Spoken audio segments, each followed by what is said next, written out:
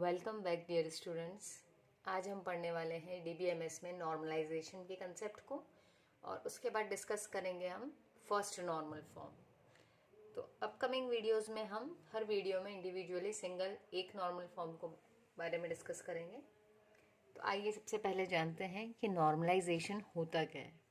So normalisation is basically the process of minimising redundancy. तो जो भी हम टेबल्स या टेबल को रिलेशन भी बोलते हैं, तो जो रिलेशंस बनाते हैं हम डेटाबेस में, उन टेबल्स में कई बार रिडंडेंसी मतलब कि बहुत सारी डुप्लीकेसी हो जाती है, बहुत सारी इंफॉर्मेशन रिपीटेडली सेव होती है। ठीक है, तो जो ये जो रिपीटेशन है, डुप्लीकेसी है या रेप्लिकेशन है, इसको बोलते हैं रिडंडेंसी।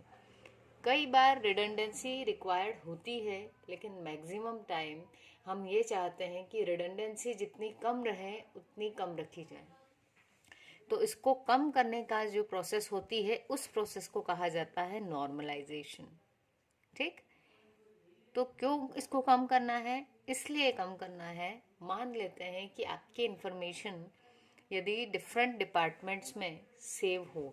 मान लीजिए आप एक स्टूडेंट हैं, कॉलेज में पढ़ते हैं आप, और आपके जो सब्जेक्ट कॉम्बिनेशन है, हर सब्जेक्ट का एक इंडिपेंडेंट डिपार्टमेंट है। मान लेते हैं आपका कॉम्बिनेशन है फिजिक्स, कंप्यूटर साइंस और मैथ्स। ठीक है, तो आपकी जो डिटेल्स हैं, यदि हर डिपार्टमेंट इंडिविजुअली सेव करेगा अपने पास, मतलब आपका नेम, रोल नंबर, आपका एड्रेस और आपका फ़ोन नंबर। ठीक है, ये फिजिक्स डिपार्टमेंट ने भी सेव किया, ये कंप्यूटर ने भी सेव किया और मैथ्स डिपार्टमेंट ने भी ये डिटेल्स आपकी सेव की। अब क्या हुआ, थोड़े टाइम बाद आपने आपकी जो लोकेशन थी, एड्रेस चेंज कर दिया, या फिर हो सकता है आपने जो आपका मोबाइल नंबर था वो चेंज कर दिया हो, किसी रीज़न से आपका फ़ोन नंबर चेंज हो गया। तो क्या करना पड़ेगा आपको? आपको फिजिक्स डिपार्टमेंट में भी जाना पड़ेगा, वहाँ भी इन्फॉर्म करना पड़ेगा कि मेरा एड्रेस या फ़ोन नंबर जिसमें भी चेंजेस आए हैं तो वो चेंज कर दीजिए, अपडेट कर दो। या फिर यदि आप मतलब मान लेते हैं फ़ोन नंबर में चेंजेस थे, तो फिजिक्स में भी गए, वहाँ भी आपने कहा चेंज कर दीजिए। फिर आप मैथ्स में भी गए, आपने वहाँ भी बोला कि चेंज कर दीजिए। और किसी कारण से आप कंप्यूटर साइंस डिपार्टमेंट नहीं जा पाए इन्फॉर्म करने के लिए कि भाई मेरा फ़ोन नंबर चेंज हो गया है। तो अब क्या होगा, इन जगहों पर थी एक ही डेटा आपका, उसकी डुप्लीकेसी थी हर जगह, लेकिन क्या हुआ जब आपने अपडेट करवाया, ठीक है, तो अपडेशन के केस में क्या हुआ, दो जगह तो आपका इन्फॉर्मेशन अपडेट हो गई, पर थर्ड जगह पर आपकी इन्फॉर्मेशन अपडेट नहीं हो पाई, है ना, क्योंकि आप जा ही नहीं पाए थे किसी रीज़न से, और बाद में आपका जाना नहीं हुआ या what ever may be the reason. हम सिर्फ एक एग्जाम्पल के तौर पे समझने के लिए इसको देख रहे हैं कि यदि दो जगह या जितनी थी टोटल जगह, उन सब जगहों पर आपका अपडेशन नहीं हो पाया, तो इसको बोलते हैं अपडेशन एनामोली। एनामोली क्यों? क्योंकि कहीं पे वैल्यूज़ अपडेटेड हैं, कहीं पर अपडेटेड नहीं है।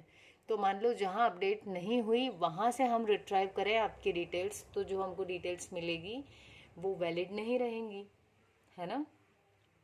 ठीक है, तो ये हो गई अपडेशन एनामोली।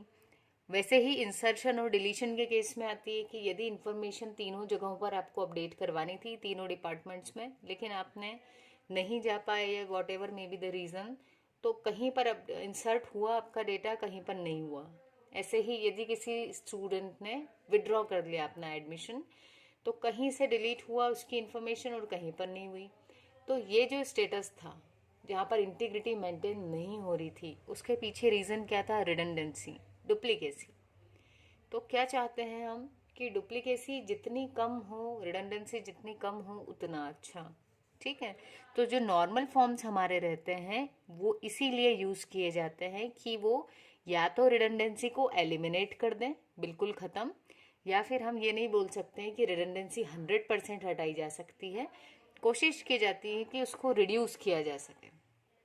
मतलब एग्जिस्टिंग में अगर बहुत ज़्यादा रिडंडेंसी हो रही है तो हम कोशिश करेंगे कि उसको जितना कम कर सकते हैं हम उतना कम करें।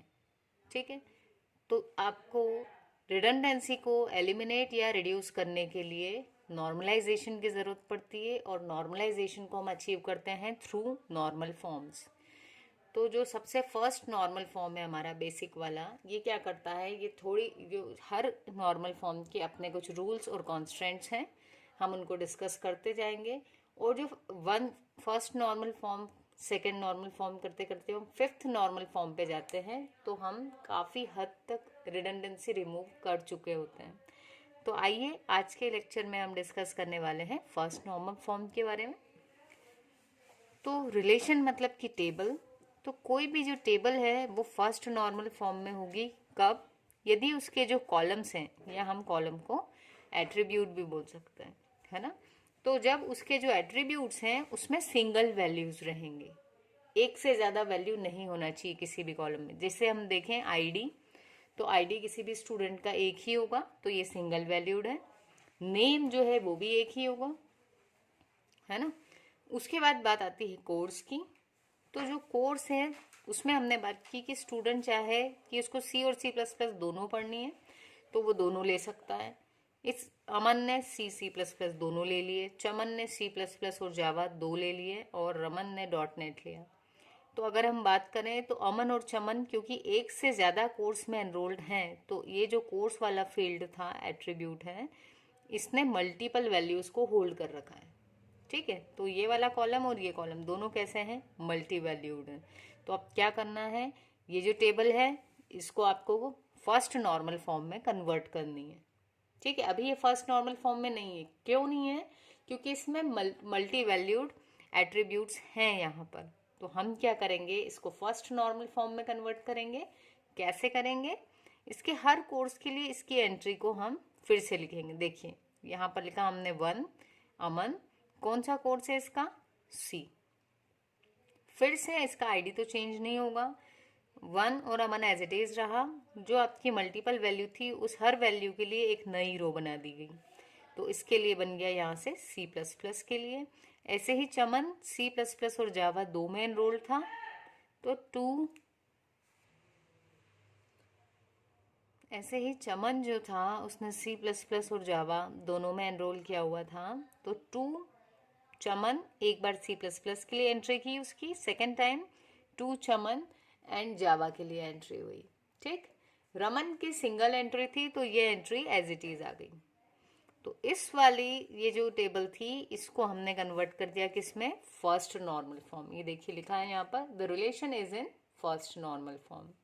तो इसको यदि हम शॉर्ट में एक बार बात करें तो कई बार क्या होता है कि हमारे पास में डेटा जो है वो रिडंडेंटली स्टोर हो जाता है। तो हमारी ये कोशिश रहती है कि क्योंकि रिडंडेंसी के कारण इंसर्शन, डिलीशन या फिर अपडेशन में कोई एनामोलीज आ सकती हैं। एनामोलीज मतलब कहीं पर किसी टेबल में वो वैल्यू इंसर्ट हुई, किसी में नहीं हो पाई, या फिर किसी में जब अपडेशन परफॉर्म की हमने तो किसी टेबल में हमने अपडेट कर दिया पर्टिकुलर डेटा को और किसी टेबल में वो पुराना ही रह गया, तो इनकंसिस्टेंसी आ जाती है। इसके कारण क्या होता है, हम चाहते हैं कि नॉर्मलाइज्ड हो डेटा ताकि रिडंडेंसी कम से कम रखी जा सके।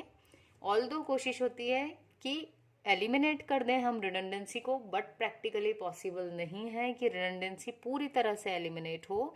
इसलिए हम कह सकते हैं कि रिड्यूस करना चाहते हैं हम रिडंडेंसी को फ्रॉम डेटाबेस टेबल्स। उसके लिए जो प्रोसेस यूज होती है उसे कहते हैं नॉर्मलाइजेशन।